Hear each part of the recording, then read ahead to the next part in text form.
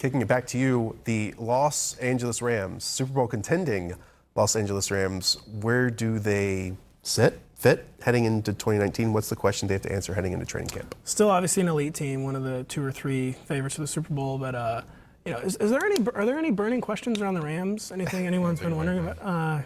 Can you think of anything? Will Todd Gurley get enough touches to remain an elite RB1? Will this be the Todd Gurley we had before the bye last year, where things kind of sadly for Todd Gurley went south in the biggest offensive game of like the modern NFL era, the 54-51 game? Todd Gurley, I believe, only had 12 carries, 55 yards, didn't score a touchdown, and after that's where everything went south. And so now we've got his own trainer admitting he has an arthritic knee.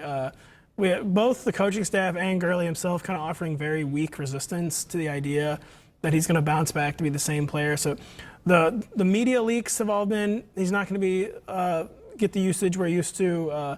The coaching staff and the player himself are basically saying that. And have we seen the best of the Rams? No. I think we have. So.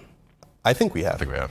We saw a poor game this plan. Offensive line is, again, with the offensive line. Yeah. I mean, but offensive line, we talked about it earlier. I wasn't trying to, But it's crucial for this team. I would say the most underreported storyline and most underdiscussed is how healthy this offensive line has been and how great it's been. And it allows them to have a quarterback to just win inside a structure and just deliver the football where he's supposed to. And that's what happens. To your point, though, Pat, like Malcolm Brown, they didn't just let him go when he could have. They signed him. They signed that offer sheet.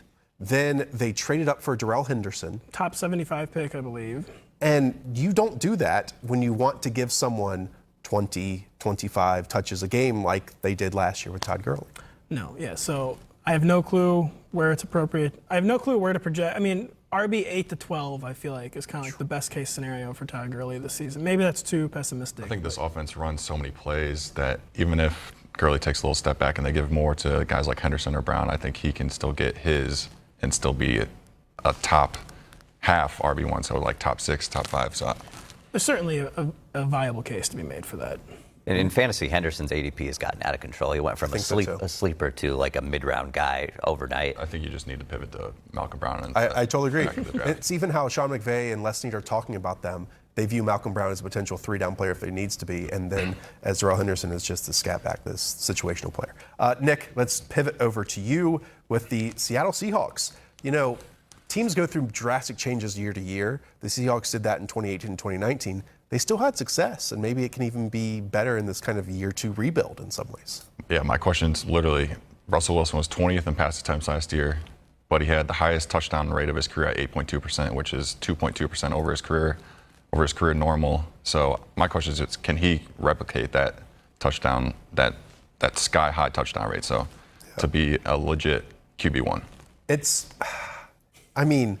Some of the ways that he just threw those touchdowns, they're not consistent. They're not sustainable. They're not translatable, right? But it's also a team that wanted to continue to add to that wide receiver group, right? You draft DK Metcalf, who's a downfield vertical burner, maybe the most athletic receiver we've basically ever seen. You even had Gary Jennings, who did that at West Virginia. So I think it's maybe not done the same way to the same people, but it's a very fair question. Moving on from Doug Baldwin, who was a mainstay at that wide receiver group. DK Metcalf, maybe the most athletic receiver you've ever seen, unless you need him to go slightly to the left or slightly to the right. He's Zoolander, he can't turn left. Yeah, or right. Zoolander could turn right. Pat, do you see any breakout candidates here? Is Tyler Lockett? Because Doug Baldwin, again, was the player in that wide receiver group that we could count on. And even when he came back towards the end of the season, had some real strengths and strong games, but obviously he's retired now. Tyler Lockett will definitely be a guy who goes up another rung on the ladder, basically. I don't know if you could call it a breakout. If there's going to be a breakout, I might say, honestly, Rashad Penny. Yeah. They want to stick with the 1-2 punch. He made a lot of big plays down the stretch. He was fairly efficient on a per-touch basis, made a ton of big plays down the stretch. I could see he's the guy I've been getting raved about all offseason by the media and the coaching staff in Seattle. So it might be, if Chris Carson stays healthy, it might be hard for Rashad Penny to truly break out. Absolutely. But he certainly has the profile of a breakout. They drafted him in the first round, they want to use him. The Seahawks have kind of always been the ultimate meritocracy, where they don't pay attention to that, but I agree that he showed enough as a rookie first rounder that he's certainly going to get the opportunity to have a bigger role. Jesse Pantusco, the San Francisco 49ers, a team that I cannot figure out, and I don't even know if they're good. If they were healthy, could they even be good? Because we haven't seen that from them.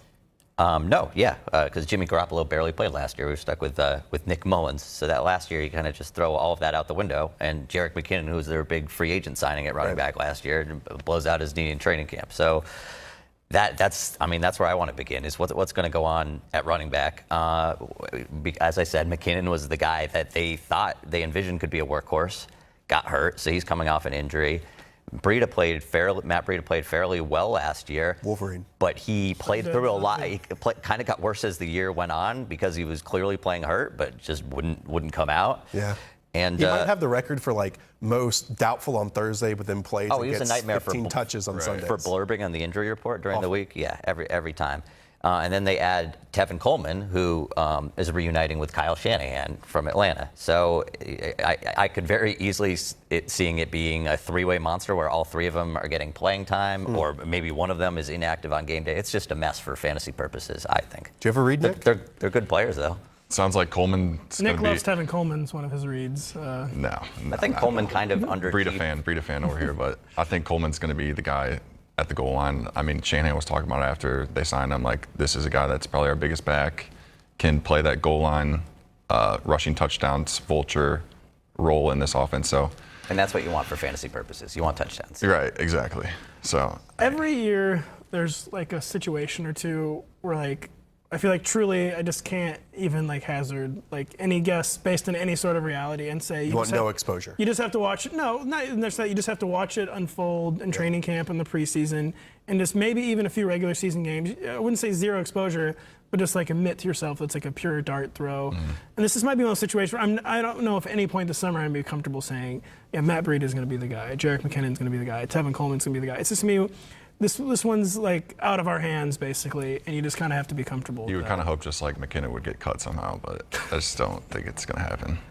I will say about the 49ers, they've closed. Kyle Shanahan is still doing an amazing job. Each of the past 2 years down the stretch, they've played their best football. Last year they did it with a third-string quarterback, second-string quarterback, C.J. Beathard, Nick Mullins, and he clearly knows what he's doing. I hope this could be turn into kind of an immediately special situation if they can hit the ground running healthy. Sure, but it's also one of those that to me, if something goes wrong, if Jimmy G gets hurt again, will Kyle Shanahan be the head coach? Will John Lynch be the GM heading into 2020? This is the worst injury luck team on the planet. It's the worst. Okay, let's close it out with the Arizona Cardinals. It all comes down here to Cliff Kingsbury and Kyler Murray, right? This is a team that last year ran just 902 plays. Would have been worse since 2006 if the Dolphins weren't even worse than them. They go out and sign a college coach with a losing record but known for his offensive style in Cliff Kingsbury, then draft Kyler Murray at number 1. So the big question is, how much different is this offense going to look from, one, what we saw with the Cardinals, which will be drastic, but two, how different is it going to be than any other offense in the NFL? Because it's also a team that goes out and drafts 3 more wide receivers to go along with Christian Kirk and Larry Fitzgerald. I think that this is a team that will lead the league in 4 wide receiver sets and 5 wide receiver sets, with also a quarterback that can run the football. Let me just quickly go through. They start off with the Lions, Ravens, Panthers, Seahawks, Bengals in the opening 5 games. 3 of those are winnable. And if they come out with something that's shocking, which you've seen in the past, they can maybe win 3 of those games. And that, to me, would be a fantastic start for this new-look Cardinals team. I feel like Cliff Kingsbury is basically going to be who we wanted Chip Kelly to be. 'Cause to me, the way Cliff Kingsbury has entered the NFL is much more encouraging to me. He has bigger red flags than Chip Kelly did because Chip Kelly actually had college success. But so Chip Kelly came in, immediately was he tried to be an iconoclast, basically. I don't need a dual-threat quarterback to run my offense. I just need an accurate, repetitive accuracy quarterback, and basically ended up blowing up in his face. Where Cliff Kingsbury came in, already had a first-round quarterback, but basically said, listen, I'm going to go ahead and need my guy at number 1 overall. And he's being honest about his offense, being honest about who he wants. And Kyler Murray is the best dual-threat prospect since Michael Vick, in my opinion. And unlike Michael Vick, was actually a sterling passer in college.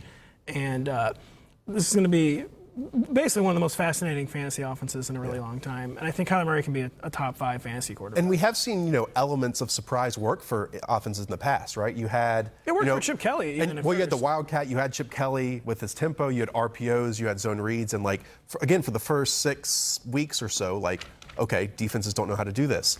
I can't tell you exactly what that's going to be in air raid, quote unquote, with Cliff Kingsbury, but I guarantee you it's just not going to be the standard stuff that we've seen in the NFL the last few years. It's an improvement on Mike McCoy. That's safe to say. What are they talking about? David Johnson was saying, we want to run 90 plays a game, something like that. Which players? Even that's obviously not even in the realm of possibility, but if you're up in the 70, that's a huge improvement. It is weird that players seem to have no concept of how many plays teams run per game. I know that we're early, but Kyler Murray, top 12 fantasy quarterback, I think he ultimately ends up there. Are you going to take the risk of drafting him there? Yes, I am. I think I'm just on 100% trying to get Andrew Luck every time, so that's where I'm at. Jesse? I think it really depends on how your draft's going. We do a lot of industry drafts where quarterbacks last forever, and then you can grab Kyler Murray in the 10th or 11th round, and then you get good value for him. There's still a lot of unknowns. Got a lot of rookie receivers. Got an aging Larry Fitzgerald, but he's got the right coaching staff for it, and obviously showed a ton of talent as a dual threat at Oklahoma. Kyler Murray was a 70% passer and 1,000-yard rusher whose film was good enough to go #1 overall. He averaged 71 rushing yards a game. I think he's still being drastically undervalued. The only downside was, the knock on him, besides is he gonna go play baseball, is he's short. But we've seen Russell Wilson and Baker Mayfield kind of break that mold in recent years. It was kind of groundbreaking to see a 5'10" guy get drafted first overall.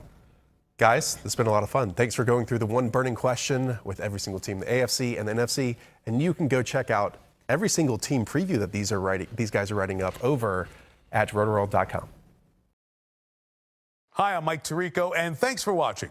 Make sure to hit subscribe for the latest news and highlights from NBC Sports.